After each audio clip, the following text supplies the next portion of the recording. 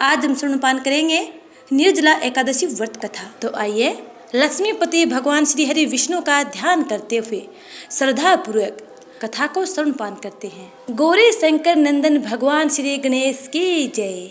भीमसेन व्यास जी से कहने लगे कि हे पितामह, भ्राता युधिष्ठिर, माता कुंती, द्रौपदी, अर्जुन, नकुल और सहदेव आदि सब एकादशी का व्रत करने को कहते हैं, परंतु मैं उनसे कहता हूँ कि भाई, मैं भगवान की शक्ति पूजा आदि तो कर सकता हूँ, दान भी दे सकता हूँ, परंतु भोजन के बिना नहीं रह सकता।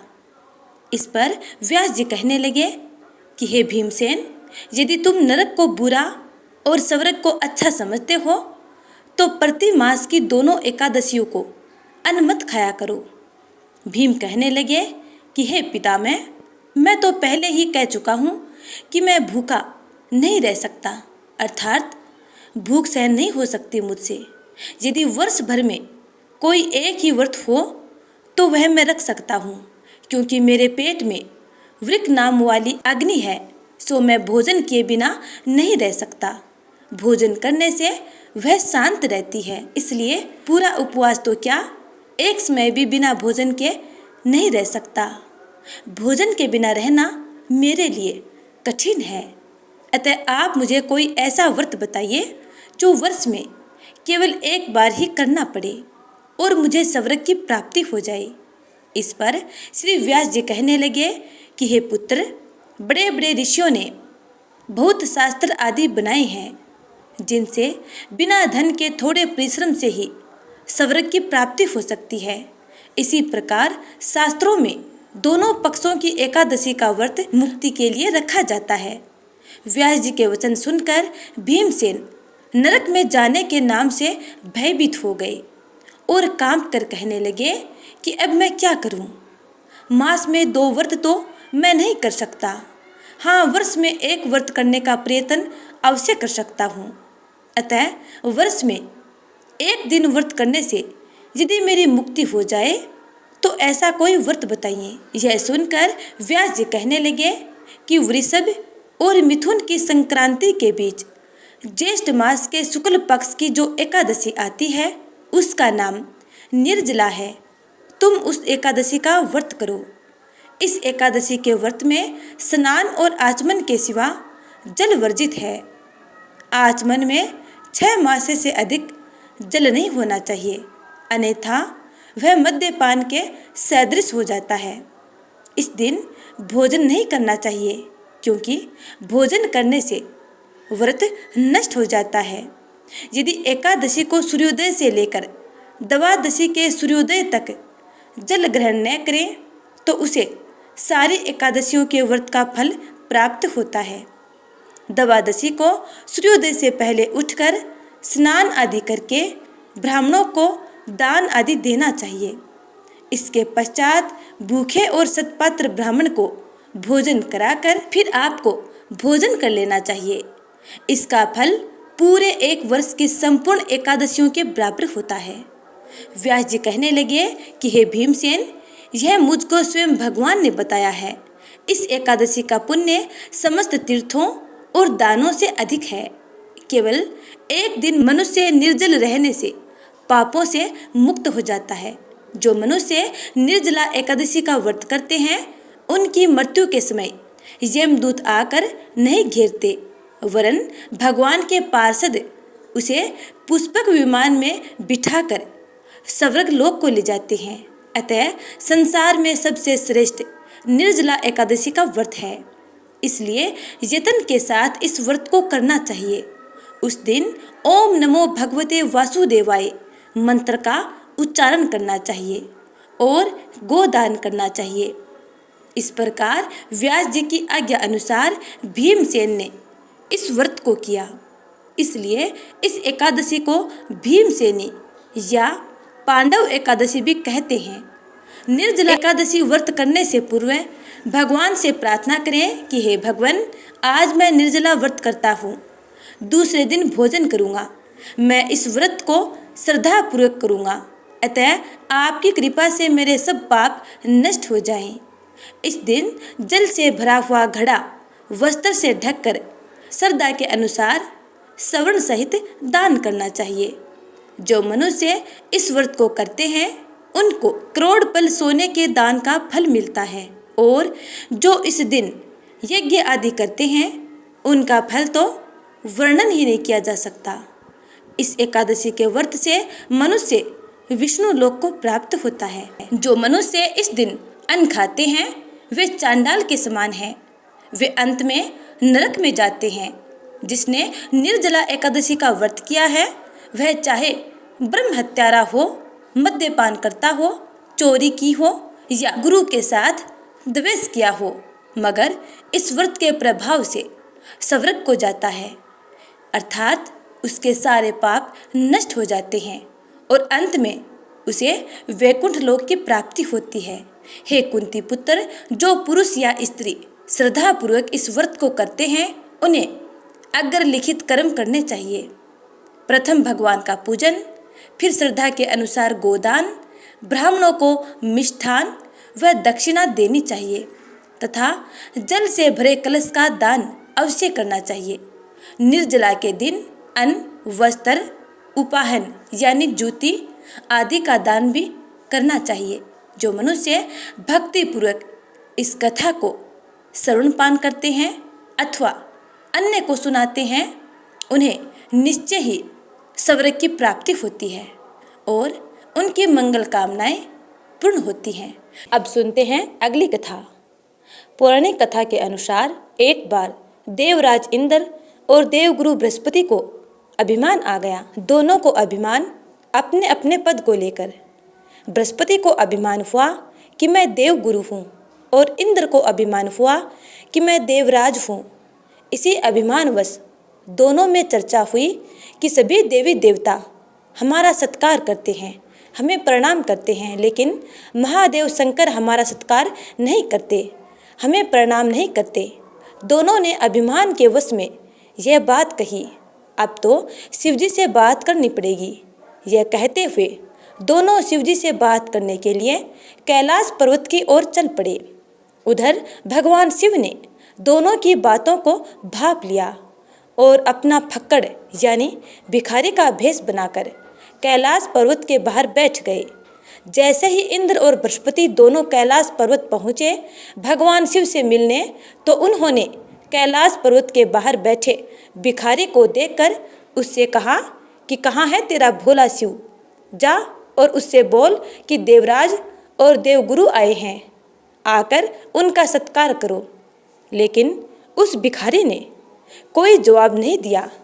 इंद्र और बृहस्पति के बार बार कहने पर भी जब भिखारी ने कोई जवाब नहीं दिया तो अभिमान से भरे हुए इंद्र और बृहस्पति को क्रोध आ गया और इंद्र ने भिखारी के बाल पकड़कर उस पर वज्र का प्रहार कर दिया।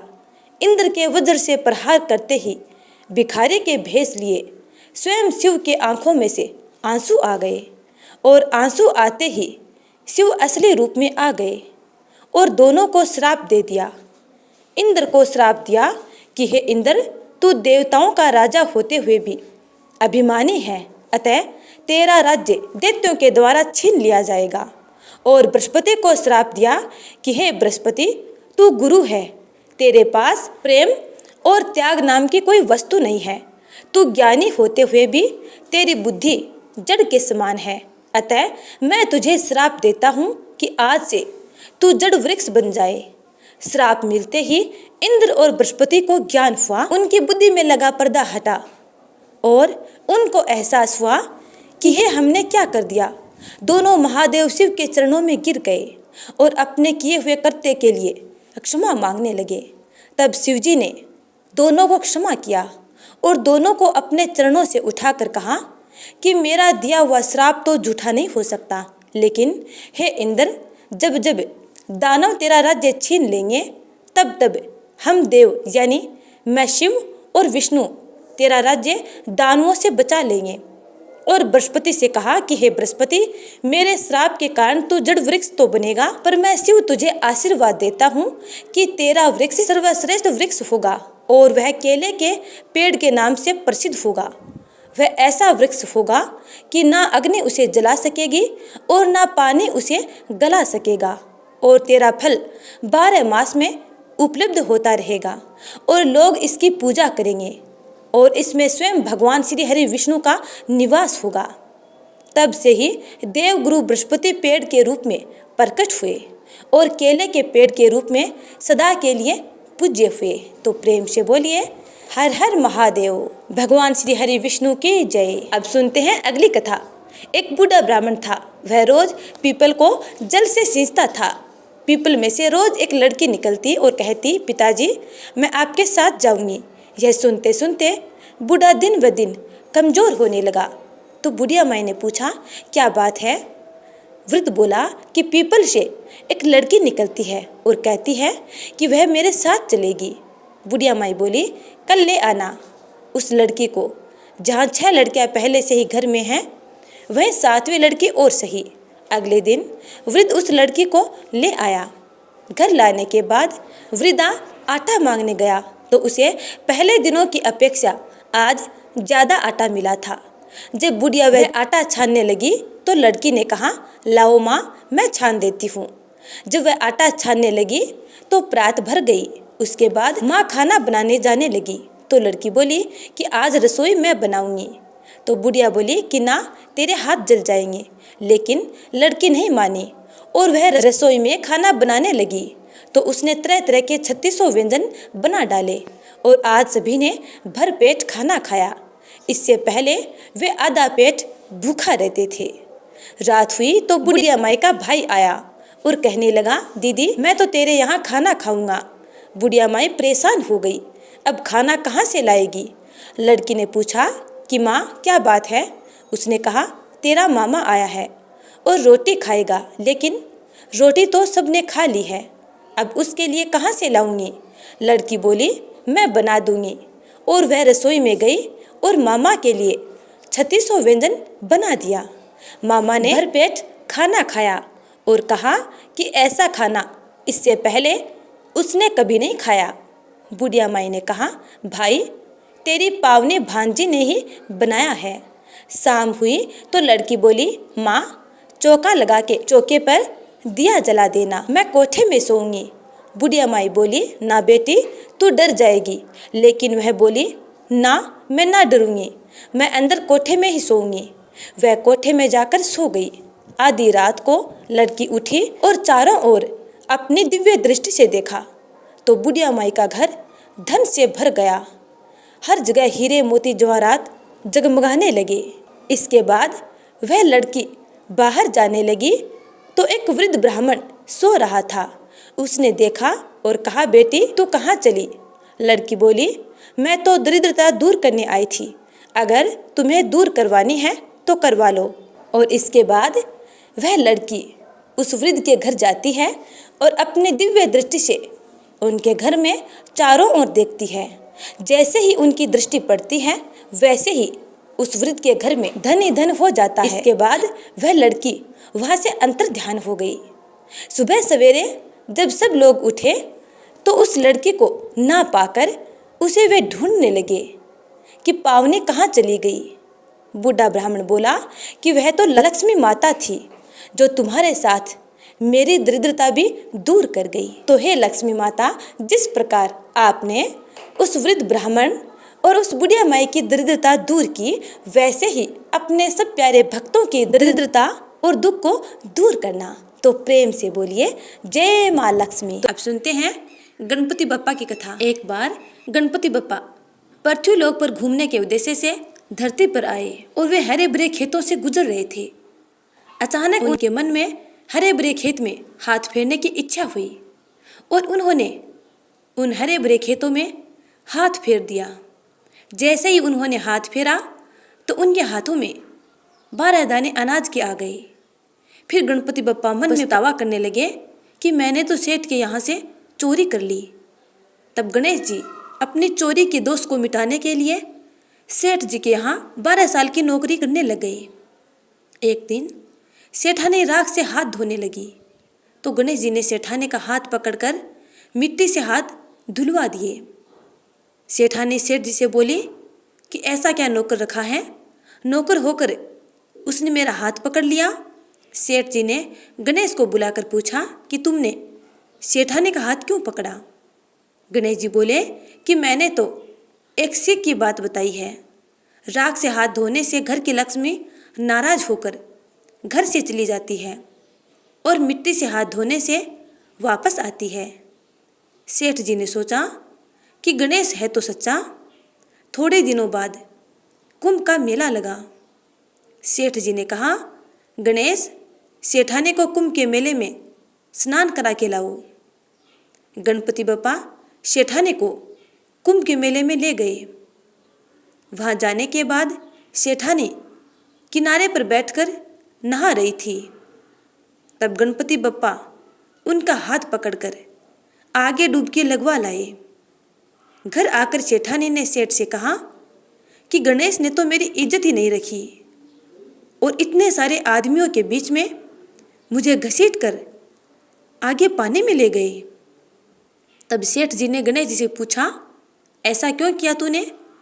गणेश जी ने कहा कि सेठानी किनारे बैठकर गंदे पानी से नहा रही थी तो मैं आगे अच्छे पानी में डुबकी लगवा कर ले आया। इससे अगले जन्म में बहुत बड़े राजा और राजपाट मिलेगा। सेठ जी ने सोचा कि गणेश जी है तो सच्चा।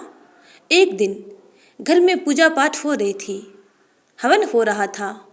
सेठ जी ने गणेश को कहा कि जाओ सेठानी को बुला कर ले आओ। गणेश सेठानी को बुलाने गया तो सेठानी काली चुनरी ओढ़कर चलने लगी। तो गणेश ने तुरंत काली चुनरी फाड़कर फेंक दी और कहा कि लाल चुनरी ओढ़कर चलो। सेठानी नाराज होकर सो गई। सेठ जी ने आकर पूछा, क्या बात है? तो सेठानी बोली कि गणेश ने मेरी चुनरी फाड़कर फेंक दी। सेठ जी ने गणेश को बुलाकर बहुत डांटा और कहा, तुम बहुत बदमाशी करते हो। तो गणेश जी ने कहा, पूजा पाठ में काला वस्त्र नहीं पहनते हैं, इसलिए मैंने लाल वस्त्र के लिए कहा। काला वस्त्र पहनने से कोई भी शुभ कार्य सफल नहीं होता है। फिर सेठ जी ने सोचा कि गणेश है तो समझदार। एक दिन सेठ जी पूजा करने लगे तो पंडित जी ने बोला कि वो गणेश जी की मूर्ति लाना भूल गए, अब क्या करें? गणेश जी बोले कि मेरे को ही मूर्ति बनाकर विराजमान कर लो, आपके सारे कार्य सफल हो जाएंगे। यह बात सुनकर सेठ जी को बहुत गुस्सा आया और वे बोले कि तुम तो अब तक सेठानी से ही मजाक कर रहे थे, आज मेरे से भी करने लग गए। गणेश जी ने कहा, मैं मजाक नहीं कर रहा हूँ, मैं सच बात कह रहा हूँ। इतने में ही गणेश ने गणेश जी का रूप धारण कर लिया। सेठ और सेठानी गणेश जी के चरणों में गिर गए और क्षमा याचना करने लगे। इसके बाद गणपति बप्पा ने उन्हें क्षमा कर दिया और वे दोनों गणपति बप्पा की पूजा आराधना करने लगे। पूजा खत्म होते ही गणेश जी वहाँ से अंतर्ध्यान हो गए। सेठ सेठानी को बहुत दुख हुआ। उन्होंने कहा कि हमारे पास तो साक्षात गणेश जी रहते थे और हमने उनका ही अपमान कर दिया और उनसे इतना काम करवाया। इस प्रकार वे दोनों पश्चाताप करने लगे। गणपति बप्पा ने उनको देखा और सोचा कि ये दोनों पश्चाताप की अग्नि में जल रहे हैं। तब गणपति बप्पा सेठ जी के सौपन में आए और कहा कि आपके खेत में से मैंने 12 अनाज के दाने तोड़ लिए थे, उसी का दोष उतारने के लिए मैंने आपके यहाँ काम किया था। आप दोनों को पश्चाताप करने की कोई आवश्यकता नहीं है, क्योंकि मैं तो अपने दोष का भार उतार रहा था। और गणपति बप्पा बोले कि आज के बाद आपके घर में किसी प्रकार की कोई कमी नहीं रहेगी। इस प्रकार कहकर गणपति बप्पा अंतर्ध्यान हो गए। सेठ जी जब प्रातःकाल उठे तो उन्होंने देखा कि उनके घर की जगह करोड़ों का महल बन गया था। हीरे मोती जवाहरात चमक रहे थे। घर में नाती पोते सब खेल रहे थे और घर में खुशियां खुशियां छा रही थी। यह देखकर सेठ सेठानी अत्यंत प्रसन्न हुए और भगवान गणपति बप्पा का धन्यवाद करने लगे। इसके बाद वे दोनों सेठ सेठानी गणपति बप्पा की हर रोज आराधना और पूजा करने लगे। इस प्रकार पृथ्वी पर वे दोनों समस्त सुखों को भोग कर अंत में वैकुंठ लोक को प्राप्त हुए।